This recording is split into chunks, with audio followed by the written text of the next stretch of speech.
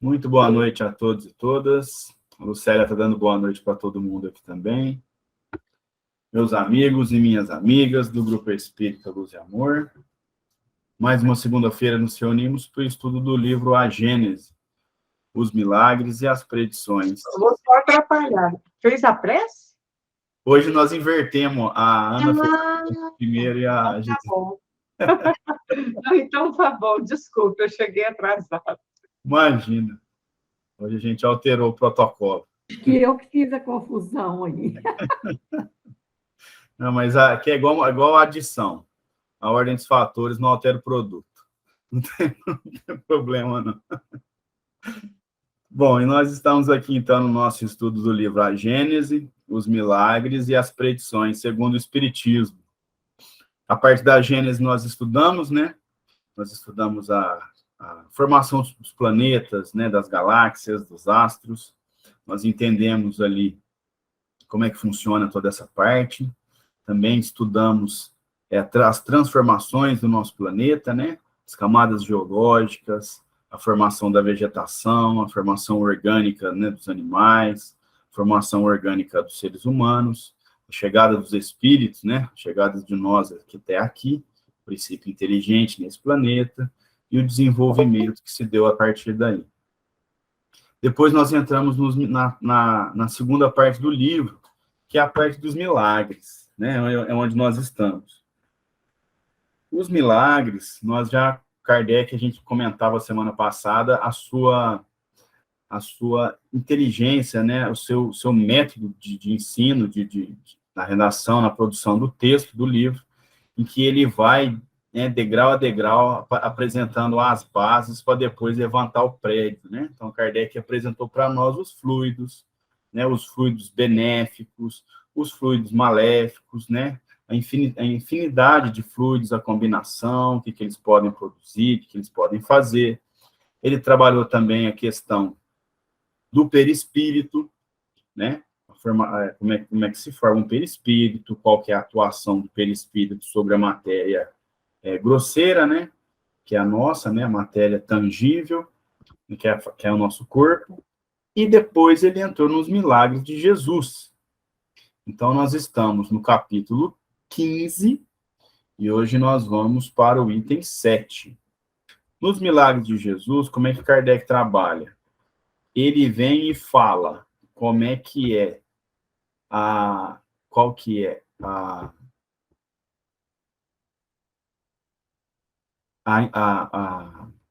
é que chama? Fugiu a palavra aqui.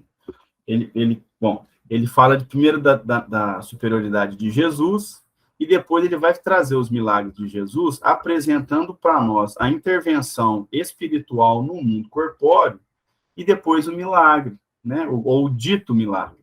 Então, foi assim que ele fez, falou dos sonhos, né? Depois ele vem aqui falar para nós, e é onde nós estamos, falando do quê? Da dupla vista, né? Nós estudamos a dupla vista aqui, quando a gente vê que o perispírito, a pessoa, ela tem a possibilidade de enxergar com os olhos da alma, né? Através da vista espiritual. A vista espiritual, como nós estudamos, ela transpassa a matéria, né? Lógico, a depender do grau de cada um, mas ela tem essa possibilidade de enxergar a parte espiritual, né? Enxergar numa distância que os olhos da carne não têm condições, e por aí vai.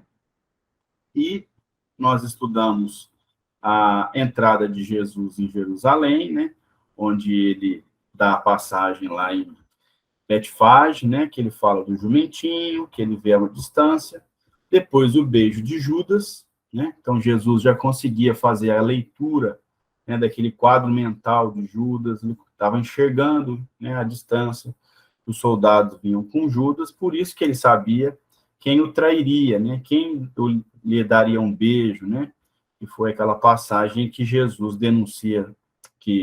denuncia Jesus lá ao exército, e fala, olha, eu vou beijar quem é Jesus para vocês o prenderem. Jesus não previu o futuro. Ele viu o que estava acontecendo à distância, ele viu o quadro mental de Judas, ele viu os soldados se aproximando a uma distância enorme, porque ele estava utilizando-se da dupla vista.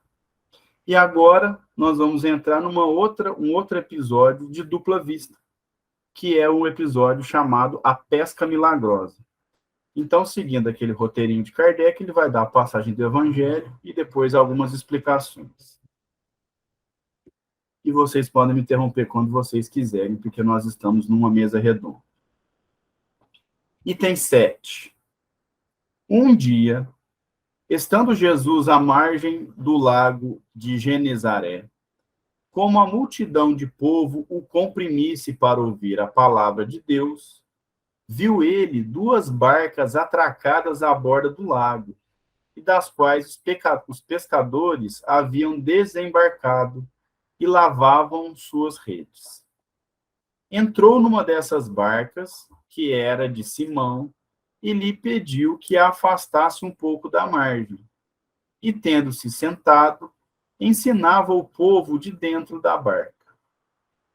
Quando acabou de falar, disse a Simão: avança para o mar e lança as tuas redes de pescar.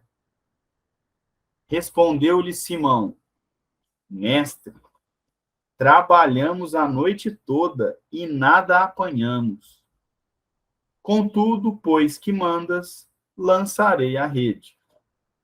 Tendo-a lançado, apanharam tão grande quantidade de peixes que a rede se rompeu. Acenaram para os companheiros que estavam na outra barca, a fim de que viessem ajudá-los. Eles vieram e encheram de tal modo as barcas que, por pouco, estas não se submergiram. Ou seja, a barca quase afundou de tanto peixe que eles pescaram. Então, resumidamente, né, não tem a explicação de Kardec aqui, mas ela está bem... Não tem a explicação aqui, um pouquinho para frente tem. Mas, basicamente, Jesus fez o quê? Jesus reproduziu peixe, multiplicou peixe? Não. Através da dupla vista, ele viu o momento e o local oportuno para a pesca, né? Onde os olhos não alcançavam. Então, tanto é que Jesus fala, vai um pouquinho para lá, né? Vai um pouquinho para dentro e joga a rede. E aí Simão fala, olha, nós fizemos isso a noite inteira, não pegamos nada, mas você está mandando, né? Quem sou eu que vou desobedecer Jesus? E aí ele consegue fazer essa pesca tão grande. Pode falar, Verinha, fica à vontade. Ai, que bom que você explicou essa dupla vista, porque o importante dos nossos estudos é que não existe milagre, né?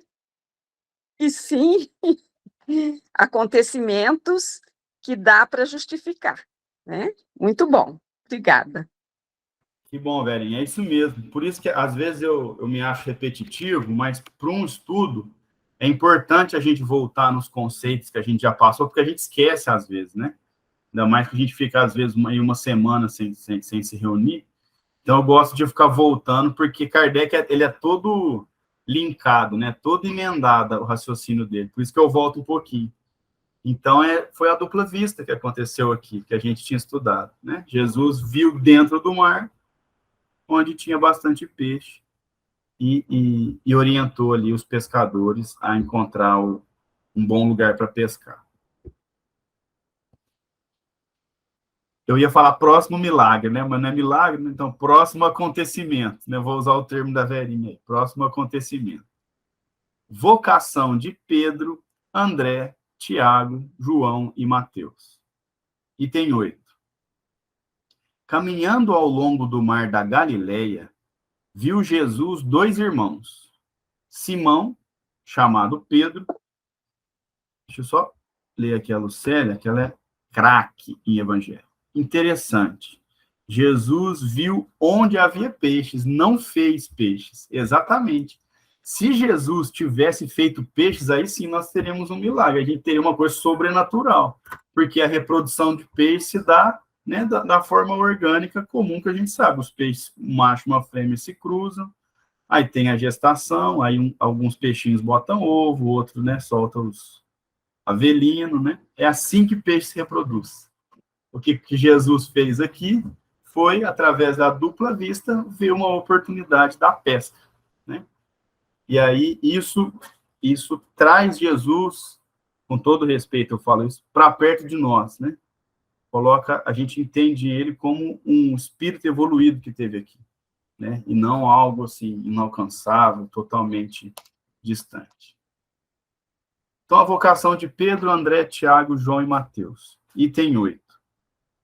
Caminhando ao longo do mar da Galileia, viu Jesus 2 irmãos, Simão, chamado Pedro, e André, seu irmão, que lançavam suas redes ao mar, pois que eram pescadores. E lhes disse: segui-me, e eu farei de vós pescadores de homens. Logo, eles deixaram suas redes e o seguiram. Daí, continuando, viu ele 2 outros irmãos, Tiago, filho de Zebedeu, e João, seu irmão, que estavam numa barca com Zebedeu, pai de ambos, os quais estavam a consertar suas redes, e os chamou. Eles imediatamente deixaram as redes e o pai, e o seguiram. Isso está em Mateus, capítulo 4, versículos 18 a 22. Saindo dali, Jesus, ao passar, viu um homem sentado à banca dos impostos, chamado Mateus, ao qual disse: segue-me. E o homem logo se levantou e o seguiu. Isso está em Mateus, capítulo 4, versículo 9. Agora vem a comentário de Kardec, né, dos Espíritos. Ó. Item 9. Nada apresentam de surpreendente estes fatos, desde que se conheça o poder da dupla vista e a causa muito natural dessa faculdade. Então, que frase bonita, né? Não tem nada demais, se você souber o que é dupla vista, porque se você não souber, você vai fazer uma má interpretação ou não vai encontrar uma explicação lógica. Mas quando a gente entende o que é dupla vista, a gente consegue entender que isso é uma coisa natural. E ele continua. Jesus a possuía em grau elevado, e pode dizer-se que ela constituía o seu estado normal, conforme o atesta grande número de atos da sua vida, os quais hoje têm a explicá-los os fenômenos magnéticos e o espiritismo. Então, é o estado normal de Jesus, porque vocês se lembram que quando Kardec, num tópico anterior, ele fala de Jesus. E aí ele fala, olha, o espírito de Jesus é tão evoluído, Jesus é tão evoluído, que ele vivia mais o mundo espiritual do que o nosso, enquanto estava aqui encarnado. Porque imagina a vista de um homem desse, né? Enquanto alguma pessoa olhava para uma montanha e via uma montanha, Jesus via muito, mas infinitamente mais do que isso. Ele, quando olhava para uma pessoa, ele via os seus sentimentos, os seus desejos, seus pensamentos, porque a vista dele, a dupla vista dele, era muito evoluída, né? Ainda mais se comparado aqui na Terra, que a gente tem nós ainda somos muito grosseiros, né? Muito presos à matéria. Então, Kardec continua. A pesca qualificada e miraculosa, né, aquela pesca lá que ele apontou lá onde é que tinha que pescar, igualmente se explica pela dupla vista. Aí vem o que a gente comentou, ó. Jesus não produziu espontaneamente peixes onde não os havia. Ele viu, com a vista da alma, como teria podido fazê-lo um lúcido vígio, né, vigilante, o lugar onde se achavam os peixes, e disse com segurança aos pescadores que lançassem aí suas redes. Né? Então, qual que era a diferença de Jesus para aqueles pescadores em relação à pesca? Jesus estava vendo aonde que tinha o peixe, porque ele estava olhando com a dupla vista, com a vista do Espírito. Né? Então, Kardec deixa claro, Jesus não produziu espontaneamente peixes. Ele os viu com a vista da alma. Como se alguma outra pessoa tivesse essa faculdade, também veria. Mas ali não tinha, né? Ainda mais no grau de Jesus. Então, ele teve essa condição de apontar o local para que eles pudessem pescar. Depois Kardec continua. A acuidade é a capacidade de percepção muito grande, né? Ou seja, é uma percepção muito grande. A acuidade do pensamento e, por conseguinte, certas previsões decorrem da vista espiritual. Né? Então, essa capacidade de percepção do pensamento, né, que aparecem até em certas previsões, decorre dessa vista espiritual, ou dupla vista. Quando Jesus chama a si Pedro, André, Tiago, João e Mateus, e que lhes conhecia as disposições íntimas, e sabia que eles o acompanhariam, e que eram capazes de desempenhar a missão, e que tensionava confiar-lhes. Então, o que aconteceu nessa chamada de Jesus aí para os seus discípulos? Ele sabia do íntimo daqueles homens, sabia do íntimo deles, né? As tendências que eles tinham, as disposições. Então, ele olhou lá, se ele visse 20 homens, ele falava, aquele vai deixar tudo para me seguir. Aquele tem condições de ser meu discípulo, né? Então, nessa percepção de Jesus, muito, muito profunda, né, que no termo utilizado, a acuidade do pensamento de Jesus era muito grande. Então, ele sabia em quem ele podia confiar as missões, ele sabia em quem teria essas disposições, né? Então, imagina que maravilha, né? A gente conhece as pessoas, a gente não vê muitas vezes, né? A maioria de nós não percebe o que as pessoas estão sentindo, o que elas estão pensando. Jesus tinha essa capacidade pela dupla vista muito afiada, né? Afinada dele. E ele continua. Mistério é muito importante, tá? Assim, é fundamental. Então, mistério, né? E fundamental, se fazia que eles próprios tivessem intuição da missão que iriam desempenhar, para, sem hesitação, atenderem o chamamento de Jesus. Olha que interessante.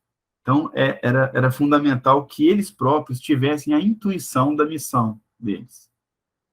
A gente sabe que nós, espíritos, nós temos uma programação, né, assim, um caminho que a gente quer fazer na Terra, né? A maioria de nós, né, ou alguns de nós, conseguem se organizar, e principalmente essas pessoas que são missionárias, antes de entrar na Terra, elas sabem mais ou menos, né, o que elas têm que fazer. Então, elas têm essa intuição.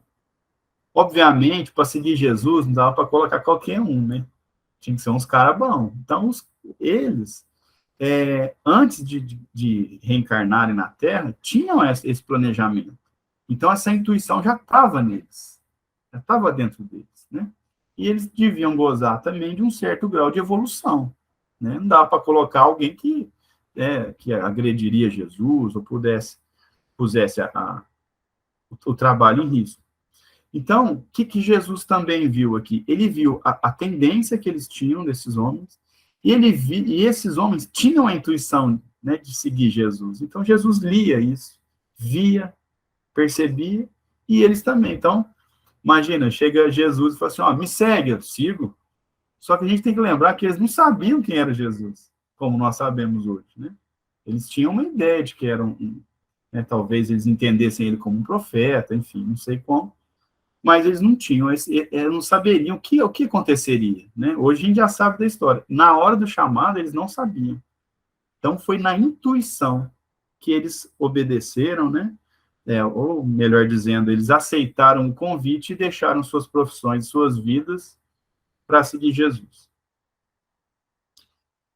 O mesmo se deu quando, por ocasião da ceia, ele anunciou que um dos 12 o trairia, e o apontou, dizendo ser aquele que punha a mão no prato.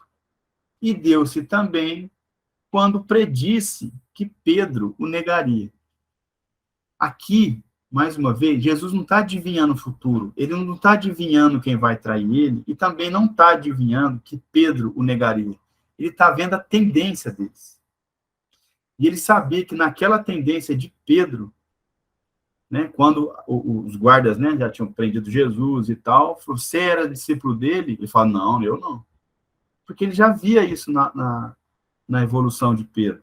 né? Ninguém aqui está julgando o que Pedro fez, né? Provavelmente a gente também negaria, né? Diante de homens armados e tal. Mas Jesus percebeu, falou, aí, o Pedro vai negar. Eu estou vendo aqui, né? Da mesma maneira em relação a Judas. Sabia das tendências, lia os pensamentos, né? A gente está aqui estudando e a gente não está lendo o pensamento um do outro aqui, né? Às vezes alguém, ou eu mesmo, estamos aqui falando assim, nossa senhora, estou com uma fome, será que tem comida na geladeira lá, ou vai ter que pedir alguma coisa? A gente não consegue ver esses pensamentos, né? Porque nós não temos essa capacidade. Jesus tinha.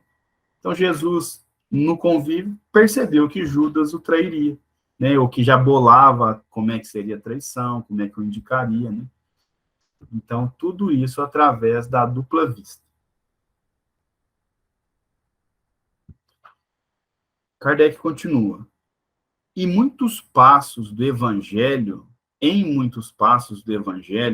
se lê, mas Jesus, conhecendo-lhes o pensamento, lhe diz. Né? Então, assim, em várias passagens, né, do Evangelho, da Bíblia, tem essa frase. Jesus, conhecendo-lhes os pensamentos, como é que você vai conhecer o pensamento de alguém? Porque Jesus lia o pensamento das pessoas através da dupla vista. Ora, como poderia ele conhecer os pensamentos dos seus interlocutores, senão pelas irradiações fluídicas desses pensamentos, e ao mesmo tempo pela vista espiritual que lhe permitia ler-lhes no foro íntimo? Né? Então é assim que acontece. Jesus via o pensamento, por conta das emanações que nós já estudamos, né? Dos quadros mentais. Né? Então, Jesus, se tivesse alguém ali emanando raiva, mesmo que aquela pessoa estivesse em silêncio, Jesus veria que aquela pessoa estava sentindo raiva e vibrando nessas condições.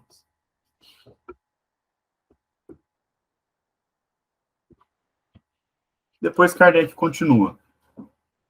Muitas vezes, supondo que um pensamento se acha sepultado nos refolhos da alma, o homem não suspeita que traz em si um espelho onde se reflete aquele pensamento, um revelador na sua própria irradiação fluídica, impregnada nele.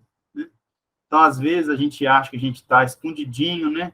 Botando com aquele pensamento, com aquele sentimento, a gente acha que está escondido, né? Só que a gente não suspeita que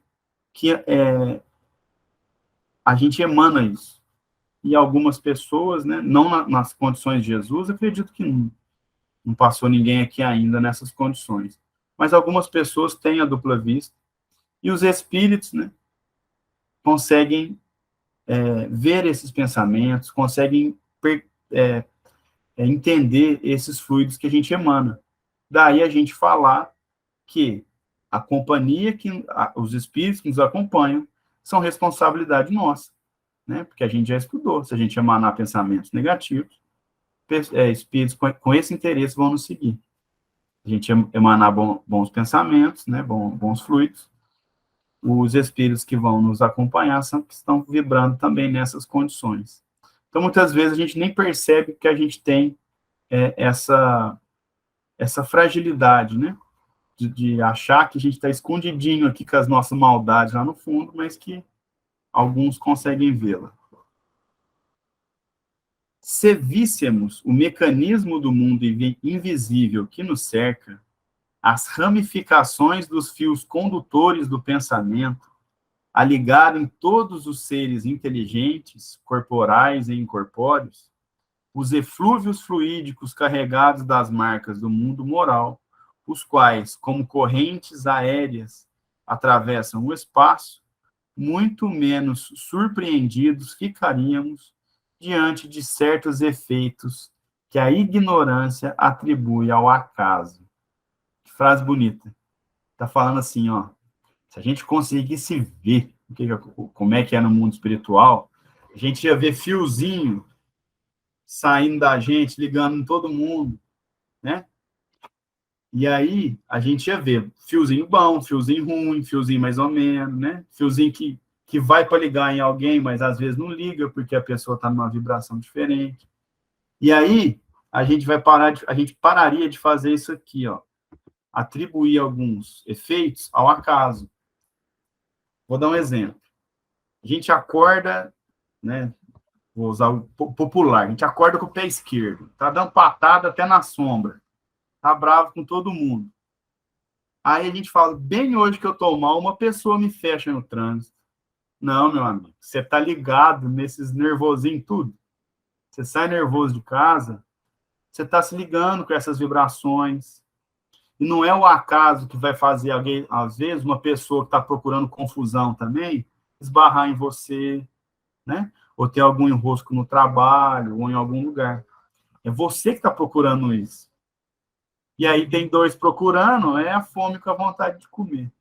Então, Kardec está falando para nós o seguinte, se a gente visse esses fios condutores, a gente não falaria que os acontecimentos são obras do acaso. A gente entenderia que nós que buscamos isso, né? Então, é por isso que nós devemos seguir as orientações aí do orai e vigiai, né? A gente tem que sair de casa, né? Nós temos nossa vida particular, nós não estamos bem, convém fazer uma prece, tentar dar uma melhorada aí nos fios condutores que nos ligam aos demais, para fazer bem, não só para nós, mas também para aqueles que nos cercam, né? Muito bonita essa parte. Fica à vontade, Ana, pode falar. É muito bonito mesmo, você tem razão. Muito interessante, né? Essa rede, né?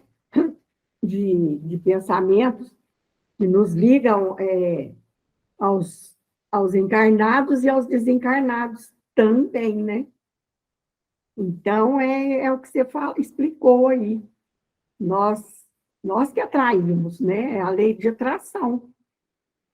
Por isso que fala que quando você manda uma vibração, um pensamento para o universo, eles falam universo, né? Manda para o universo, aquilo vai decuplicando, porque vai se somando a outros fios que estão ligados, né? Vai se somando a essa rede. Então, é muito interessante.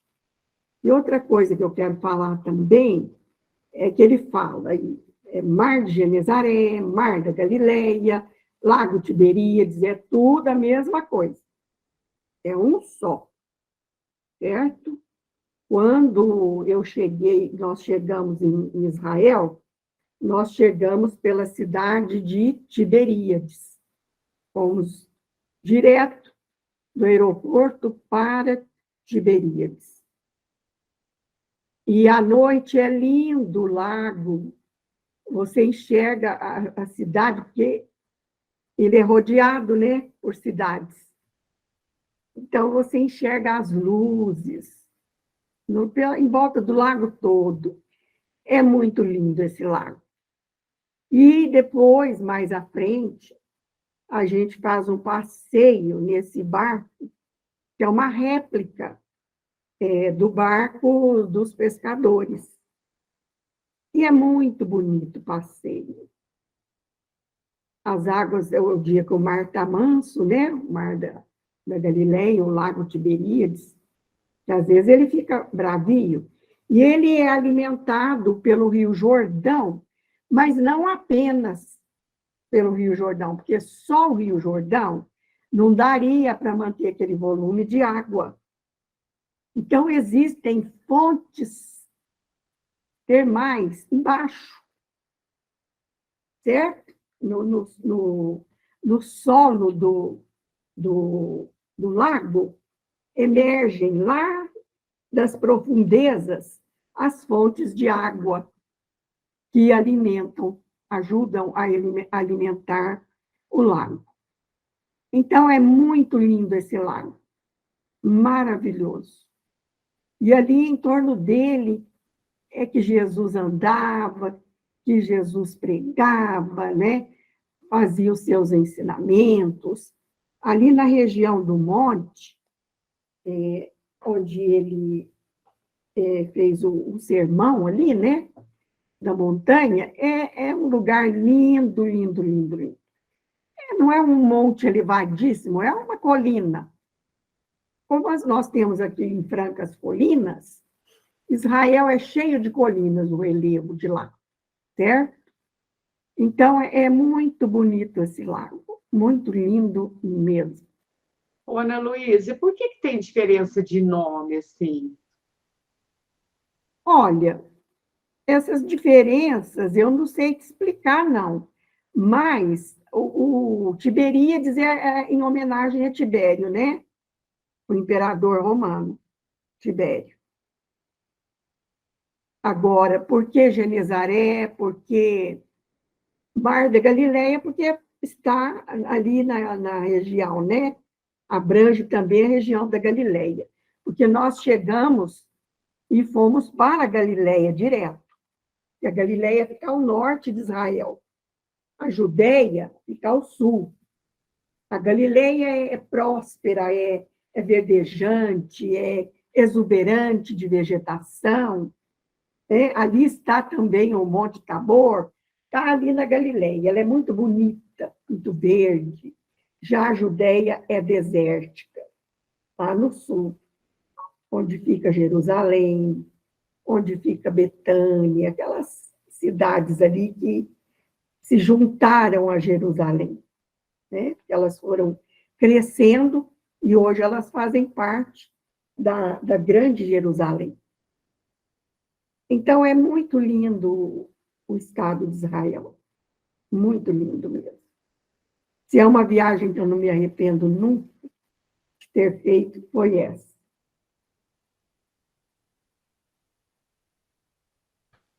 Muito bem, isso aí. Quando você falava aí, Ana, no comecinho, no primeiro ponto que você tocou, da responsabilidade nossa, né, dos nossos pensamentos, né, da atração e tal, eu estava pensando aqui, quando a gente fala sobre o hálito mental da Terra, a gente chama de hálito mental, né, assim, o que a Terra vibra, quais os espíritos que estão ali. Ora, se nós estamos aqui é porque nós estamos com pensamento mais ou menos igual, né? Mas a gente costuma olhar para o outro e falar, nossa, mas que cara atrasado, rapaz, que cara ali, pelo amor de Deus, né? Só que nós estamos ali numa faixa muito próxima, né? Por isso nós estamos nesse ordem, né? Nós, espíritos, estamos na erraticidade, né? Que desencarna, encarna e tal. Então, a evolução da Terra, quando nós estudamos aí, no comecinho do nosso estudo, que a gente começou pelo último capítulo da Gênesis, foi justamente sobre isso, né? Sobre a responsabilidade que nós temos de evoluir o planeta. O planeta vai evoluir à medida que nós, seres humanos, porque a parte física, como nós estudamos, já evoluiu tudo aí já, né? A Terra já está boa fisicamente. Agora, a questão são os habitantes da Terra que tem que se melhorar. Ou seja, somos nós mesmos. Então, a gente tem que dar um jeito aí. Pode falar, né? À vontade. E outra coisa interessante que eu achei, que ele fala aqui que o homem não suspeita que traz em si um espelho, onde se reflete aquele pensamento. Então, é o que você falou aí, né? Nós estamos ali próximos, refletindo, um refletindo o outro. Até aquela oração da... Como é que chama, gente? Aquela oração bonita que eu amo, eu esqueci o nome agora, ó, olha a minha cabeça. Ela fala, né? Um espelho onde se deve refletir a vossa santa e pura imagem. Então, quando nós chegamos nesse ponto, né, de refletirmos... Prece de Cárita, né, Ana? Prece de Cáritas. Isso, dona Honória, obrigada, prece de Cáritas. É linda aquela prece. Então, nós vamos chegar lá, né? Refletir a imagem de Deus em nós. Ai, que coisa linda. Vai demorar, vai, mas nós vamos chegar lá. Isso aí, devagarzinho a gente vai caminhando. Muito bem. Então, falávamos da dupla vista. Kardec, né, colocou lá, dupla vista, e trouxe algumas passagens. E agora ele faz da mesma forma, curas. E aí ele vai trazer as passagens. Recapitulando bem basicamente as curas que nós estudamos aí, a questão do fluido. A pessoa tem aquela capacidade de emanar fluidos regeneradores, que atuam nas células que estão desordenadas, né, vamos dizer assim, eles conseguem reordenar aquelas células. Então, a gente falava, a dona Honória deu exemplo, né, de uma pessoa que ela conhece, que tem essa capacidade de cura, né, tem também isso, a gente não pode achar que é só espírito que faz, pelo amor de Deus, isso é parte da humanidade. Então, nós temos aí pessoas de todas as religiões, países, né, de todos os tempos, que têm essas capacidades. Então, alguns aí são chamados de benzedeiros, e eu também não estou falando que todo benzedeiro tem essa capacidade, né? Mas a gente sabe que no popular, aí, algumas pessoas vão fazer uma prece na casa de alguém, ou vão impor as mãos, e elas realmente conseguem trazer uma ordenação física para a pessoa doente, né? E também não podemos esquecer que isso tem graus, né? Não é que uma pessoa vai curar todo mundo ou qualquer tipo de doença. Isso tem graus. Lembrando que isso tem graus, nós estamos falando aqui de Jesus. Então, o grau, a capacidade dele de reordenar as células, né, danificadas, as pessoas que estão doentes, era enorme, né? E isso pela simples emanação que ele trazia consigo do seu espírito, né? A gente vai até passar aqui, Kardec vai explicar isso mais adiante, que muitas vezes, né, algumas vezes, Jesus nem direcionava o pensamento para alguém e já curava essa pessoa, pela sua simples emanação. Mas Kardec vai explicar isso mais adiante, a gente vai entender isso direitinho. Então, a primeira passagem se chama perda de sangue. Vamos lá. Item 10. Então, uma mulher que havia 12 anos sofria de uma hemorragia, que sofrera muito nas mãos dos médicos e que, tendo gasto todos os seus haveres, nenhum alívio conseguira. Como ouvisse falar de Jesus, veio com a multidão atrás dele e lhe tocou as vestes. Porquanto dizia, se eu conseguir ao menos lhe tocar as vestes, ficarei curada. São as palavras da mulher. No mesmo instante, o fluxo sanguíneo lhe cessou e ela sentiu em seu corpo que estava curada daquela enfermidade. Logo, Jesus, conhecendo em si mesmo a virtude que dele saíra, se voltou no meio da multidão e disse, quem tocou as minhas vestes? Seus discípulos lhe disseram, vês que a multidão te aperta de todos os lados e pergunta quem te tocou? Ele olhava em torno de si à procura daquela que o tocara. A mulher, que sabia o que se passara em si, tomada de medo e pavor, veio lançar-se-lhe aos pés e lhe declarou toda a verdade.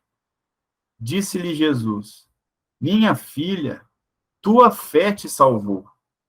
Vai em paz e fica curada da tua enfermidade. Isso está em Marcos, capítulo 5, versículo 25 a 34. Bom, muito interessante. Então, vou só ressaltar alguns pontos que vai ter explicação para frente. Primeiro, a mulher procurava cura. Então, ela procurou cura com os médicos e ela dizia, se eu tocar nas vestes de Jesus, eu serei curado. Segundo, Jesus não viu quem tocou nele. Por isso que ele perguntou, mas quem que me tocou? Ele pergunta. Né? E depois Jesus fala para ela, minha filha, tua fé te salvou. Vai em paz e fica curada da tua enfermidade. Então, na minha opinião, né, esses são os 3 pontos que a gente deve ressaltar aqui antes de passar para as explicações de Kardec. E aí ele vem e diz, estas palavras, conhecendo em si mesmo a virtude que dele saíra, são significativas. exprimem o movimento fluídico que se operara de Jesus para o doente. Ambos experimentaram a sensação que acabara de produzir-se. É de se notar que o efeito não foi provocado por nenhum ato da vontade de Jesus. Não houve magnetização nem imposição de mãos. Bastou a irradiação fluídica normal para realizar a cura. Então vejam, Jesus não se voltou para a mulher, não se concentrou nela. O que bastou para a cura? A irradiação fluídica normal de Jesus. Ele estava nem fazendo força no popular. Ele estava ali, com a sua irradiação normal. E a mulher foi curada. E aí Kardec vai fazer aquela pergunta que instiga a gente. Fala, ó, mas por que essa irradiação se dirigiu para aquela mulher e não para as outras pessoas, uma vez que Jesus não pensava nela e não a tinha cercado a multidão? Por que então, veja que pergunta interessante, por que então que os fluidos de Jesus se direcionaram àquela mulher e não aos demais? Já que Jesus não teve um ato de vontade. Porque quando a gente vai dar um passo, tem 3 pessoas sentadas. Se você direcionar a mão para um, você está direcionando para aquela pessoa. Tem um sentido a sua irradiação fluídica. Não foi o caso. A irradiação normal de Jesus curou a mulher. Mas então, por que a irradiação de Jesus se dirigiu a ela? E aí vem a resposta. Não pode ficar sem essa resposta. É bem simples a razão. Considerado como matéria terapêutica, o fluido tem que atingir a matéria orgânica, a fim de repará-lo, né? Então, o fluido de Jesus tinha que atingir a matéria orgânica. Mas por que a matéria orgânica da mulher? Ó, pode, então, ser dirigido sobre o mal pela vontade do curador, né? Quando o curador pode direcionar para alguém. Ou, que é o caso, atraído pelo desejo ardente, pela confiança, numa palavra, pela fé do doente. Por que o fluido de Jesus se direcionou para aquela mulher? Pela fé dela, pela vontade que ela exprimia. Ela puxou o fluido de Jesus, vamos dizer assim. Quer falar, Ana? Pode ficar à vontade. Eu quero fazer uma pergunta. Essa fé dela era racional? Mas, como diz em Minas, você me apertou sem me abraçar. Eu não sei se era racional, eu sei que ela estava... Ele vai explicar um pouquinho abaixo sobre a fé. Eu acho que vai ter essa resposta aí. Então, vamos ver. Vamos ver. Ó, pela fé do doente. Aí ele continua.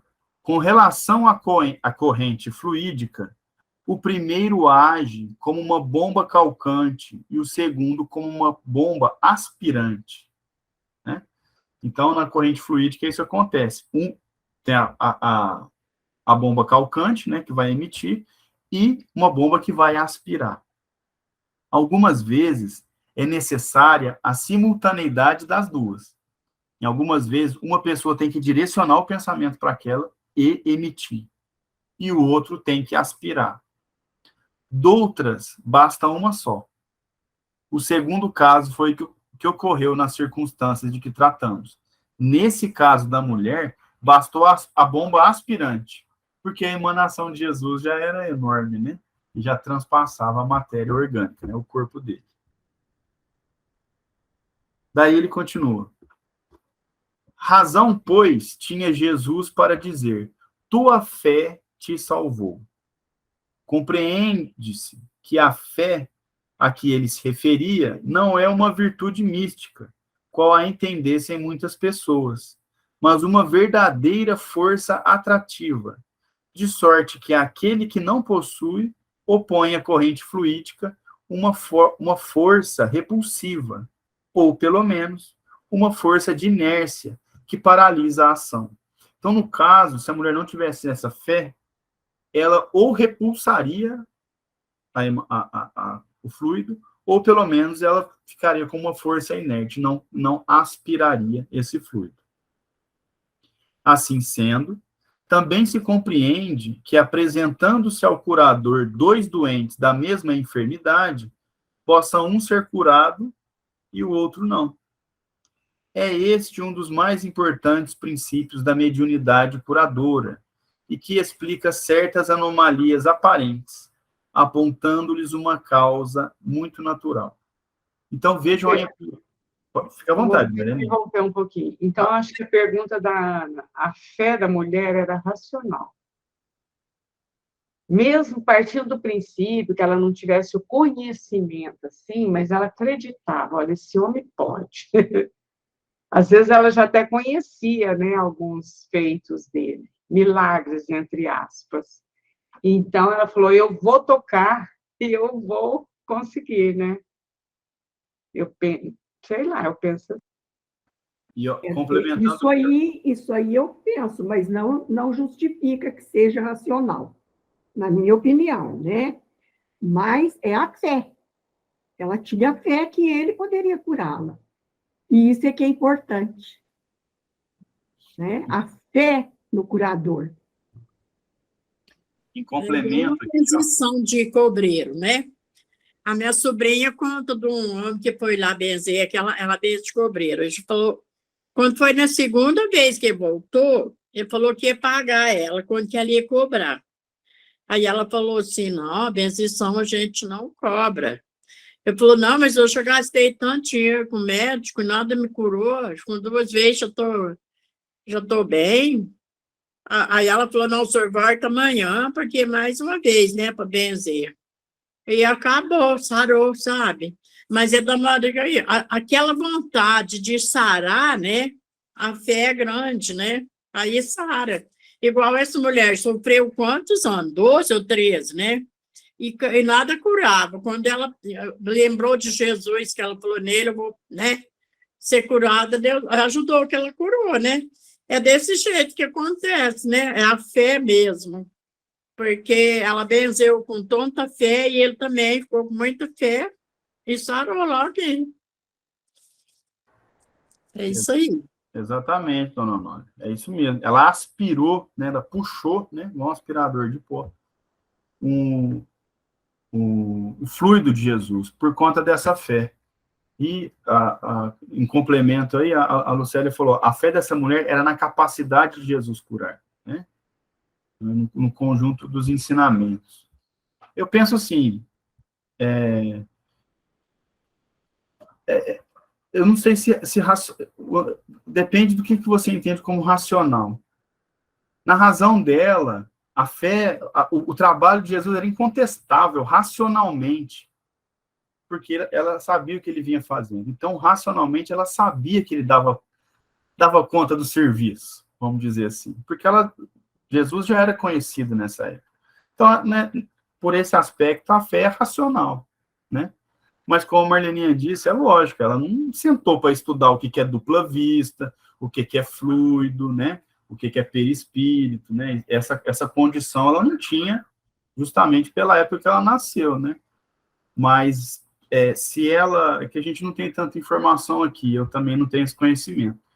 Mas se ela via o que Jesus vinha fazendo, aí existe uma razão, né? Ela não viu... Ela não foi cega lá e falou, esse homem vai me curar. Né? Provavelmente ela via, ela percebia o trabalho que ele vinha realizando. Mas o que eu quero, assim, eu entendo assim, que não precisa ser fé racional para ser curado, basta ter fé. Entendeu? Basta ter fé. Seja racional, seja cega, Jesus não vai olhar isso. Ele vai olhar a pessoa se ela tem ou não fé. E ela tinha fé. Né? Não sei. Entendi, Jesus, até porque a gente tem que entender que algumas pessoas têm problemas para utilizar da razão, né? Tem até problemas mentais, então não dá para cobrar essa razão que as pessoas têm, né? Então, conseguiriam aí demonstrar a sua fé simplesmente pelo sentimento, pela intuição, né? Do espírito. Muito bem. temos mais 4 minutinhos, eu acho que dá tempo da gente ir para o cego de Betsaida, ou Betsaida, não sei qual é a pronúncia correta. Betsaida. Betsaida. Então, o cego de Betsaida, item 12. Tendo chegado a Betsaida, trouxeram-lhe um cego e lhe pediam que o tocasse. Tomando o cego pela mão, ele o levou para fora do burgo. Deu só um comentário da Lucélia. Essa fé não depende do raciocínio. Ela tinha certeza do poder de Jesus. Isso mesmo, exatamente. Tendo chegado a Betsaida, trouxeram-lhe um cego e lhe pediam que o tocasse. Tomando o cego pela mão, ele o levou para fora do burgo, passou-lhe saliva nos olhos e, havendo-lhe imposto as mãos, lhe perguntou se via alguma coisa. O homem, olhando, disse: vejo a andar homens que me parecem árvores. Jesus lhe tocou de novo as mãos, sobre os olhos, e começou a ver melhor. Afinal, ficou tão perfeitamente curado que via distintamente todas as coisas. Ele o mandou para casa, dizendo: vai para a tua casa. Se entrares no burgo, a ninguém digas o que se deu contigo. Burgo era eu não achei muito bem a tradução aqui, mas era uma guarnição militar, né, onde ele devia estar lá. Isso está em Marcos, capítulo 8, versículo 22 a 26. E aqui, no item 13, nós temos a explicação de Kardec. Pode falar, Ana, fica à vontade. Burgo é cidade, Caio. Obrigado. Vem da palavra burguês, burgo, onde morava a burguesia. Perfeito. Para que o Google, se nós temos a Ana, né? Eu procurei no Google, ele me mostrou guarnição militar. Eu fiquei meio sem entender, mas então seria a cidade, né? Tirar o cego ali do povoado. Item 13. Aqui é evidente o efeito magnético. Então vejam que a cura é diferente da cura da mulher. A cura da mulher, Jesus não direcionou o fluido para ela. Ela aspirou o fluido de Jesus. Aqui é diferente, ó. Aqui é evidente o efeito magnético. A cura não foi instantânea, porém gradual e consequente a uma prolongada e reiterada, se bem que mais rápida do que a magnetização ordinária. A primeira sensação que o homem teve foi exatamente a que experimentam os cegos ao recobrarem a vista. Por efeito de ótica, os objetos lhe parecem de tamanho exagerado. Então, ali a gente teve uma cura operada através da vontade de Jesus no direcionamento magnético. Jesus direcionou aquele homem, né, a imposição de mãos, e a cura foi gradual. Né? O homem recobrou parcialmente a vista, devia estar ali meio embaralhada, né, meio confuso ainda, e num segundo momento que ele conseguiu enxergar perfeitamente. Então, a gente não sabe qual era o problema do homem, se era uma córnea, um problema, o que era, mas Jesus atuou focado ali naquele problema para fazer aquela correção magneticamente. Então, são duas curas, as duas que nós estudamos até agora foram de formas diferentes. Em que Jesus não direciona, não direciona o pensamento, não vibra, né, não magnetiza a mulher, ela vem e aspira aquele fluido de Jesus. No segundo, do cego, aí sim, nós temos imposição de mãos, a cura gradual, o trabalho magnético realizado por Jesus. Muito bem. Então, nós vamos parar por aqui. E depois nós vamos estudar outra cura, que é a do paralítico, dos leprosos, mão seca, mulher curvada, e por aí adiante.